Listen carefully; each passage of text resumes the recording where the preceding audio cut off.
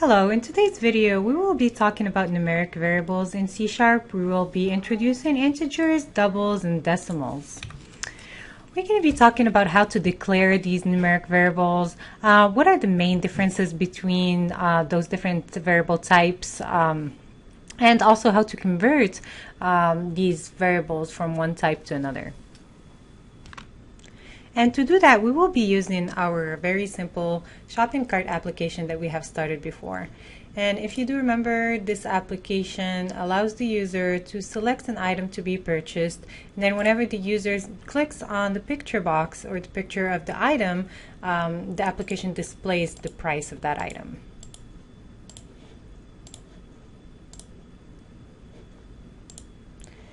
So if you look at the background code, we have a label, that's our price label, and we populate the text of that label with a string. And our string here is the dollar amount that represents the price of that item.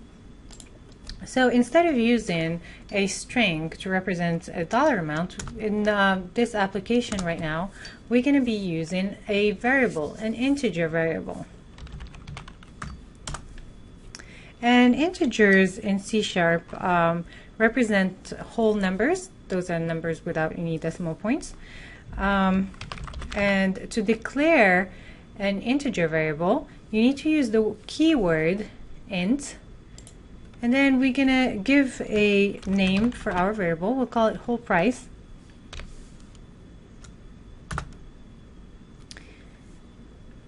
And we are going to try to use that variable right now. So instead of using our string here, we're going to try to use our variable. So in order to use the variable, we first need to assign a value to that variable, because otherwise that variable is going to be empty. So we're going to assign the number 2. And we cannot have any decimal points because it's an integer. So we're going to select the number 2 as a value for our whole price variable. And note here that C# or the compiler is giving me a green line underlying my variable. That just means that there is a variable that's been declared but is not being currently used. So what we will try to do is to use that variable. And in order to display that variable or to populate the text of our label with that variable, what we first need to do is to convert it back to a string. We need to convert it to a string in order to be able to display it. Because the text property of a label only takes strings. And to do so, we write the name of the variable, and then we use the method toString, and that would convert our variable from an integer to a string. So now what we just did is to declare a variable. We initialized our integer variable to the number 2, and now we're converting that variable to a string. That way we can display it through our label. So let's try that and see how that works.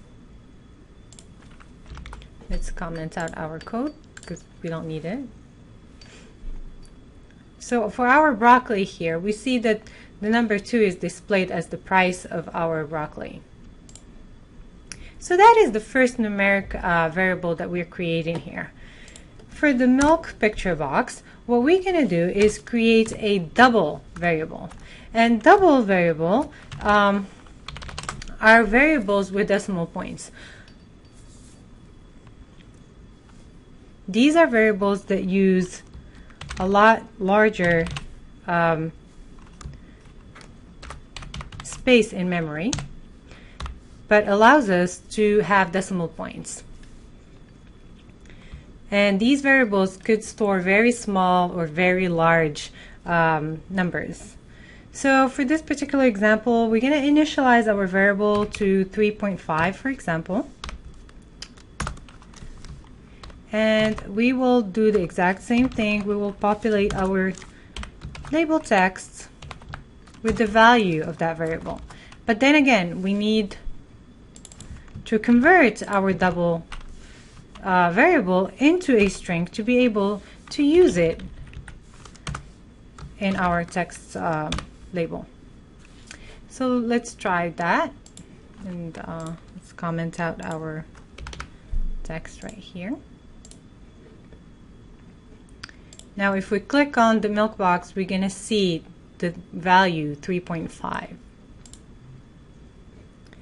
That looks good. Now the next variable that we are going to introduce is a decimal variable. And decimal variables are variables that have very high precision.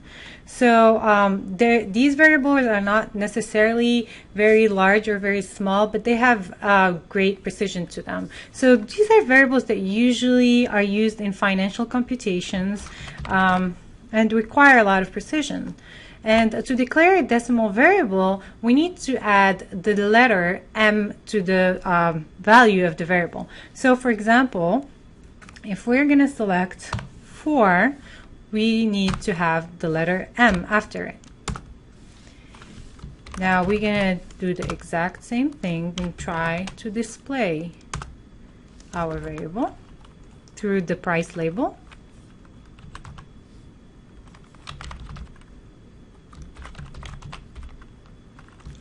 So again, we will be using the toString method. And let's try that.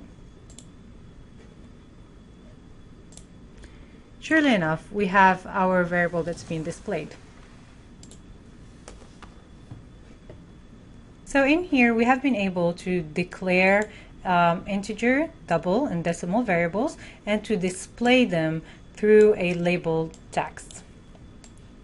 Okay, now before we move on to the next topic, let's try to initialize these variables to different values and see which ones generate an error.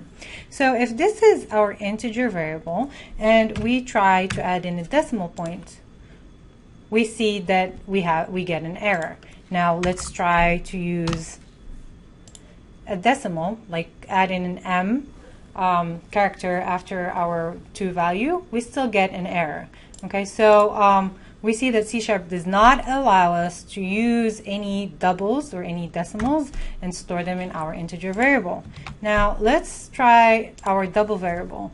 In here we have a number with a decimal point. Now let's try to store an integer into that variable.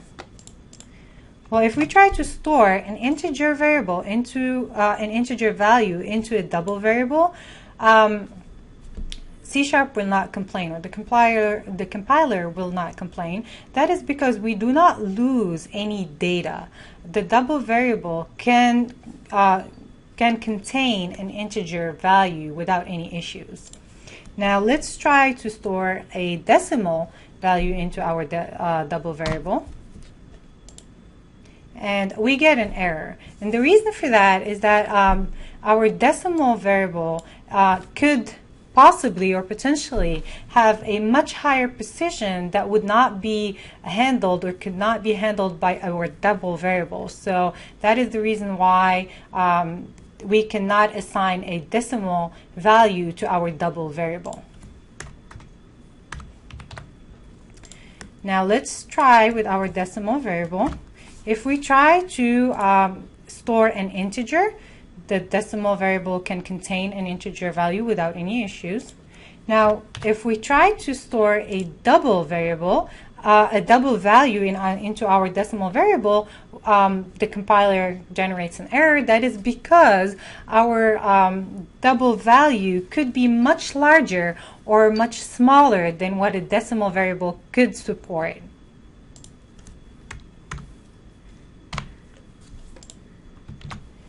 So these are the values that we can assign to each different types of variables. So now we can declare and output numeric variables. Let's try to input numeric variables and see how we can do that. Well, to do that, we're going to go back to our form. We will add in a new label.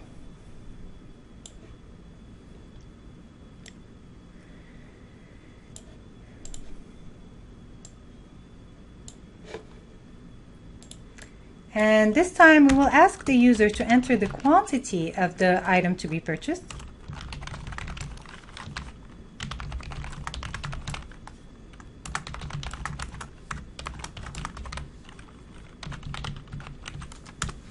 And we will create a text box to enter that quantity.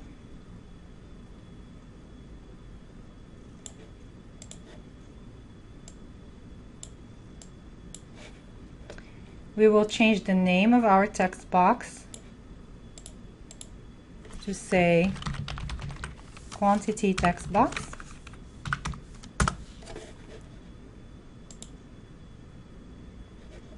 Now in the background we want to read the value of that text box, and we want to store it somewhere. To do so, we're going to create a field, a string field.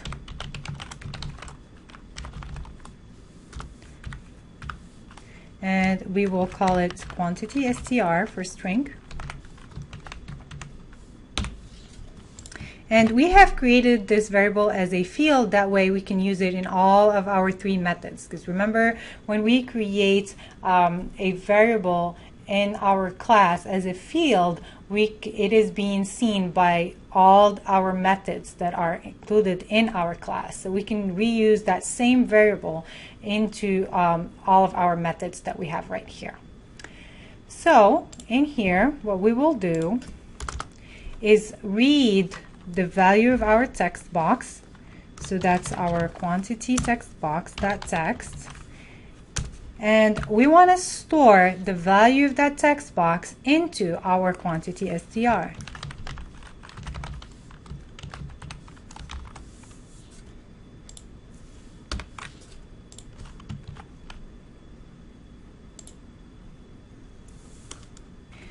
We will then use a message box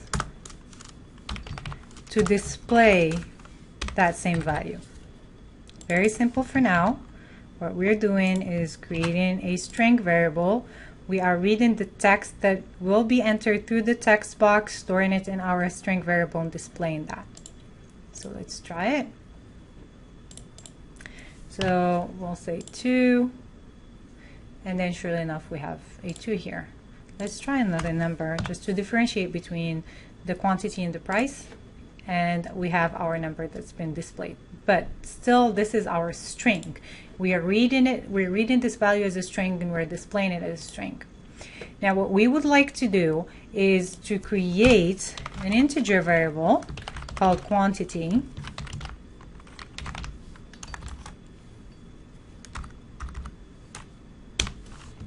And now we want to store our variable, or our value of the text box, as an integer. And now you're thinking, why are we doing that? Why do we need to store the value of that variable as an integer? Well, the reason for that is if just in case you would like to have some calculations using those numbers, you would need to have those variables as integers, not as strings.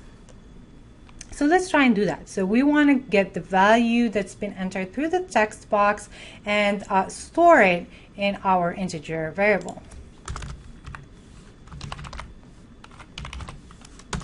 Whole price, so that's our variable.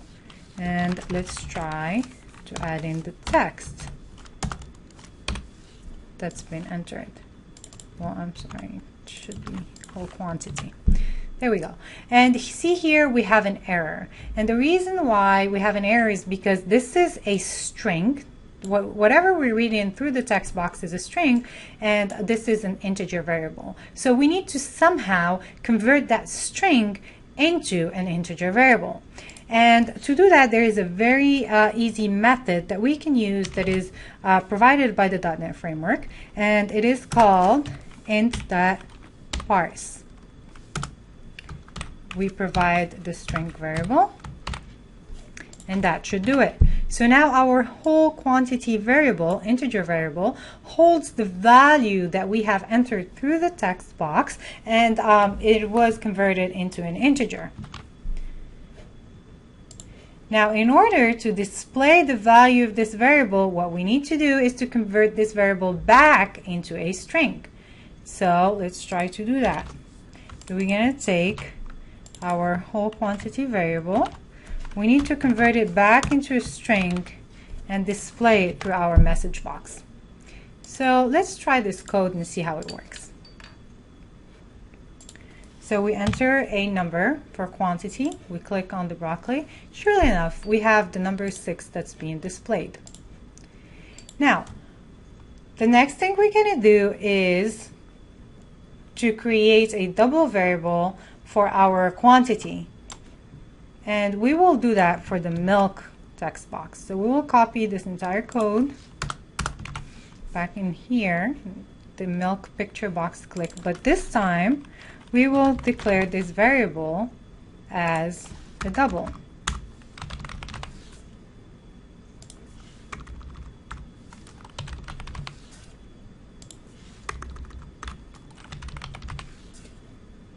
Let's remove this. Okay, now it's nice and clean. However, here we have a double variable and we have a string. To parse the string into a double variable, what we need to do is a double, or what we need to use is a double.parse method. Not an int.parse, but a double.parse. That would convert our string variable into a double. And this would allow us to enter quantities with decimal points. So let's try that.